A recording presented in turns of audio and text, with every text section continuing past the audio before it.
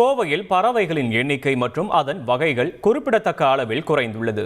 இது பற்றிய விவரங்களை தருகிறார் செய்தியாளர் நவமணிகண்டன். மணிகண்டன், வணக்கம். கடந்த ஆண்டை விட எந்த அளவுக்கு பறவைகளோட எண்ணிக்கை குறைஞ்சிருக்கு? குறிப்பா எந்த வகையான பறவைகளோட எண்ணிக்கை ரொம்ப குறைஞ்சிருக்கு? மணிகண்டன், விவரங்களை பதிவு பண்ணலாம்.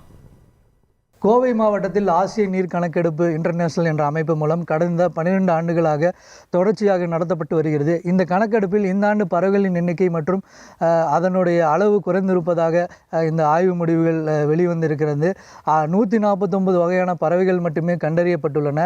கடந்த ஆண்டை ஒப்பிடும் பொழுது இந்த ஆண்டு மிக குறைவான எண்ணிக்கையில் இந்த பறவைகள் இந்த பகுதியில் வந்திருப்பதாக இந்த ஆய்வு முடிவுகள் தெரிவிக்கின்றன.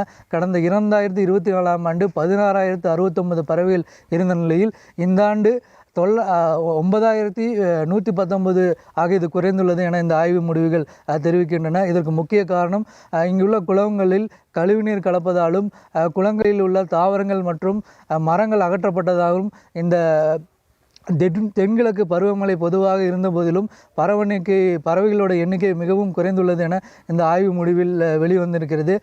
இது குறித்து தன்னார்வ அமைப்புகள் கூறும் பொழுது பல்லுயிர் சுழற்சி உருவாக குளத்தில் அதிக வகையான பறவைகள் காணப்பட்டன. குளத்தில் அதிக எண்ணிக்கையில் பறவைகள் காணப்பட்டன. இங்கே பெரியுள்ளான், நீலவால், பஞ்சுருட்டான் ஆகிய பறவைகளும் அதிக எண்ணிக்கையில் காணப்பட்டன.